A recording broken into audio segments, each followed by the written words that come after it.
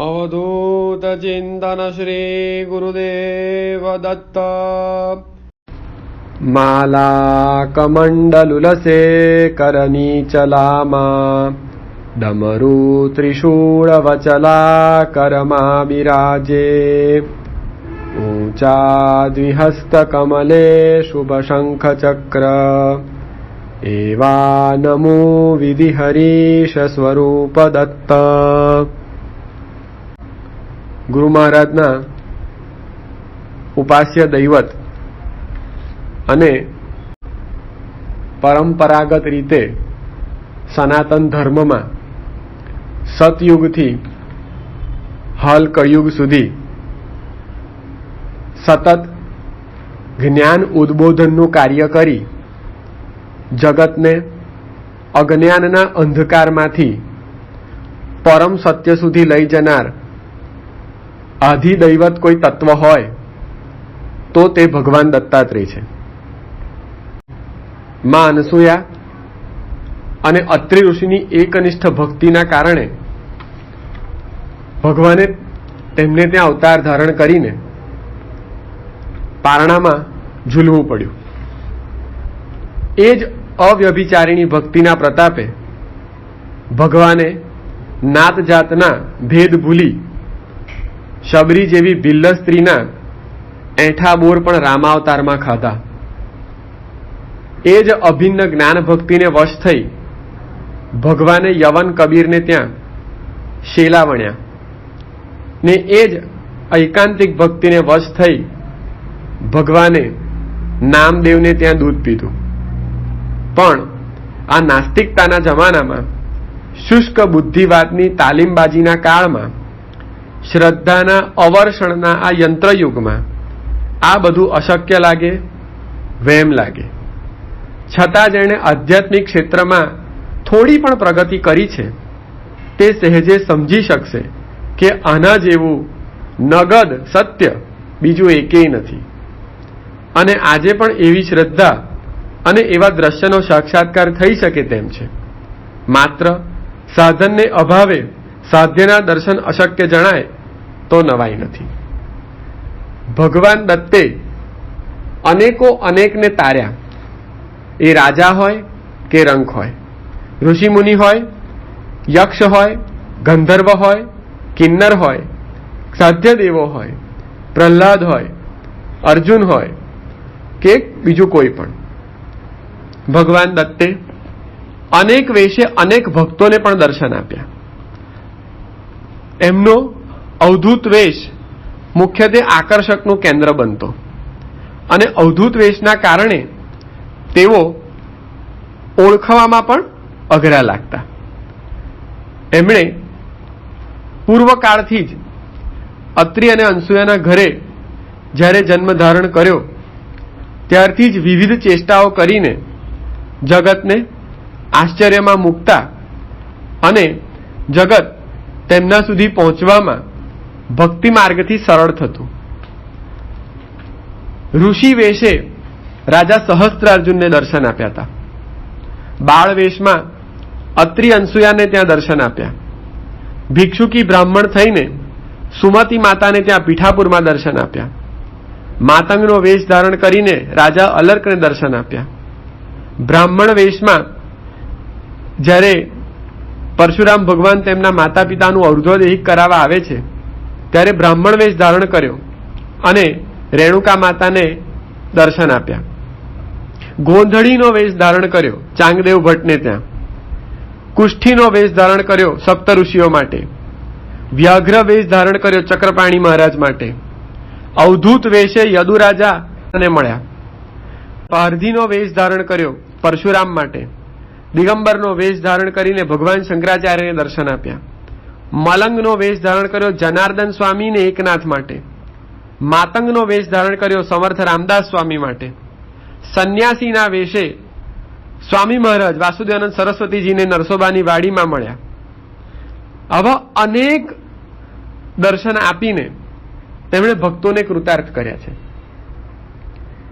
આપણે જો ભગવાનનું ચરિત્ર સમજવા માટે કોઈક સ્તોત્રનું આલંબન કેળવવું હોય તો પૂજ્ય બાપજીએ તેમના પરમ ઉપાસ્ય દૈવત દત્ત ભગવાનની અનેક સ્તોત્ર થકી સ્તુતિ કરી છે અને તે દરેક સ્તોત્રના માધ્યમથી ભગવાન દત્ત કેવા છે અથવા ભગવાન દત્તના નામનો મહિમા શું છે તે સમજવા માટે આપણને સહજ ઈચ્છા જાગે છે.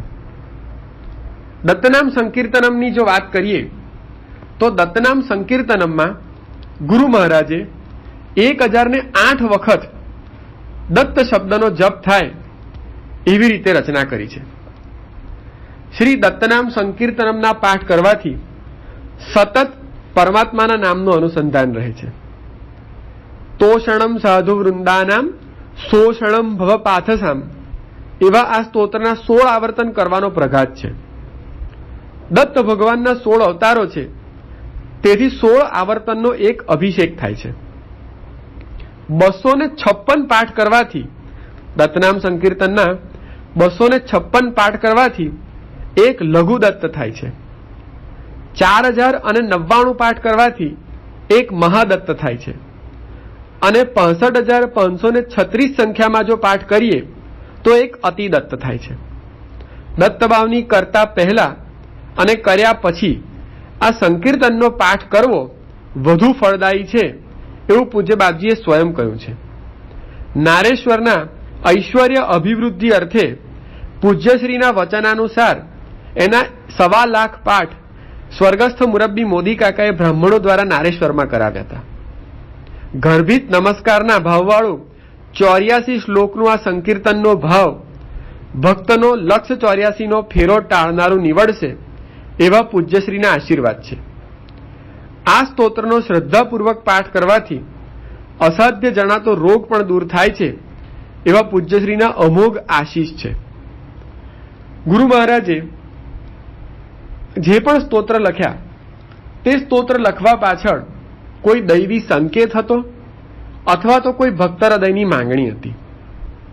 આપણે આ જ સ્તોત્રની રચના પાછળ જોઈએ તો સરખેજના સ્વર્ગસ્થ મુરબ્બી કેશવલાલ શેઠ કે જેમણે ગુરુ મહારાજને વિનંતી કરી હતી કે સમગ્ર સમય દરમિયાન દત્ત દત્ત દત્ત થયા કરે એવું કંઈક લખી આપો ને, ત્યારે ગુરુ મહારાજે આ દત્તનામ સંકીર્તનમ લખ્યું અને જગતને દત્તનામ સંકીર્તન પ્રાપ્ત થયું.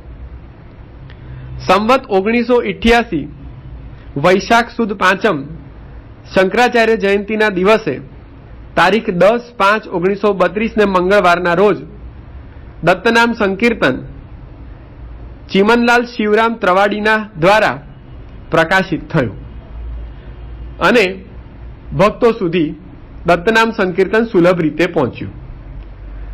આજ દિવસ સુધી દત્તનામ સંકીર્તનના અનેક ભક્તો પાઠ કરીને કૃતકૃત્ય થયા છે. ગુરુ મહારાજે ભગવાન દત્તને સમજવા માટે સંકીર્તનમ આપ્યું અને સંકીર્તનમની પ્રથમ કંડિકામાં ગુરુ મહારાજ લખે છે, શ્રી દત્ત દત્ત ભવસાગર પોત દત્ત, શ્રી દત્ત દત્ત સુર કિન્નર ગીત દત્ત, શ્રી દત્ત દત્ત જન સંસ્તુત દત્ત દત્ત, શ્રી દત્ત દત્ત દિત વાંછિત દત્ત દત્ત.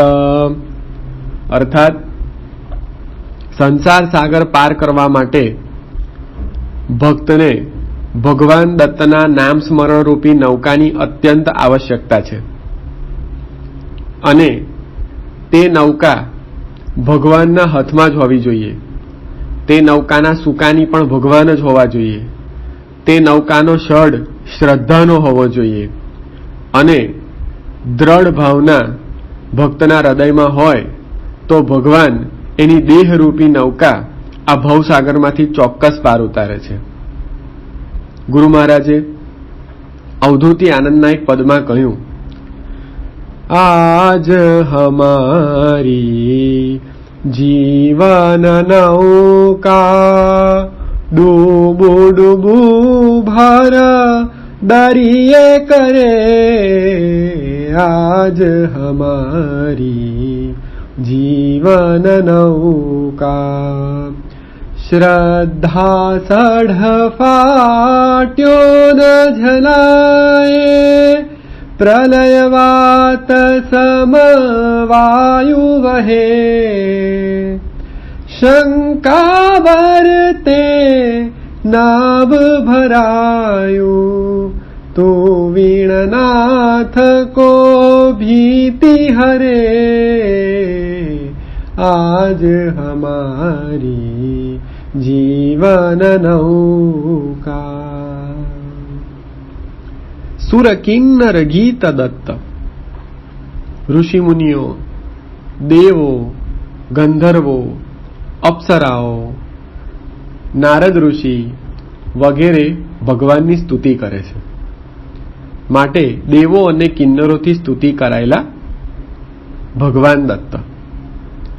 શ્રી દત્ત દત્ત જન સંસ્તુત દત્ત દત્ત, લોકો દ્વારા પ્રશંસા કરાતા. ભગવાનની સ્તુતિ અનેક ભક્તોએ ગાઈ અને તેમાં નારદજીએ પણ ભગવાનની સ્તુતિ ગાઈ અને નારદજી વિરચિત દત્તાત્રેય સ્તોત્રમના પાઠ ગુરુ મહારાજે પણ કરેલા અને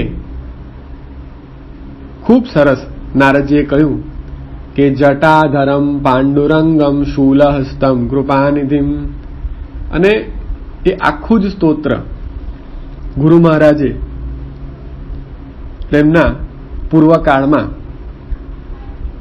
એક ભક્તને ઈચ્છા હતી એના પાઠ કરવાની, અને પાઠ કરી ને શંકરાચાર્યનું પદ મેળવવાની ઈચ્છા વ્યક્ત કરતા ગુરુ મહારાજે ભગવાન દત્તાત્રેયનું નારદ વિરચિત સ્તોત્રમ તે ભક્તને લખી આપ્યું હતું. તો દેવો, ગંધર્વો વગેરે ભગવાન દત્તનું ગાન કરે છે અને શ્રી દત્ત દત્ત દિતવાંછિત દત્ત દત્ત, કે ઈચ્છાઓનો નાશ કરનાર. તો સદિચ્છાઓ તો પરમાત્મા પૂરી કરે જ, પણ માનવી અતિ ઈચ્છાવાન છે. માનવી એ પોતાના મન સાથે એવા તર્ક કરે છે કે ન માંગવાનું અને ન જોયેલું પણ તે પરમાત્મા પાસે યાચના કરી બેસે છે. તો એવી દુર્ઈચ્છાઓનો નાશ કરનાર તે ભગવાન દત્ત. ભગવાન દત્ત અજ્ઞાન રૂપી અંધકારનો નાશ કરી અને જ્ઞાન રૂપી પ્રકાશ પાથરી ભક્તોને સન્માર્ગે વાળવા માટે જ જ્ઞાનાવતાર તરીકે પ્રચલિત છે. અને એ જ જ્ઞાનાવતારના કારણે જે પણ કોઈ એમના શરણે આવે અને સંસારના મારથી ઘવાયેલો હોય તેને ભગવાન જ્ઞાન રૂપી મલમ ચોપડીને તેને સુદ્રઢ બનાવે છે અને ભક્તિ માર્ગ તરફ વાળીને અંતે મુક્તિ મહાપદસારનો પ્રસાદ આપે છે. અવધૂત ચિંતન શ્રી ગુરુદેવ દત્ત.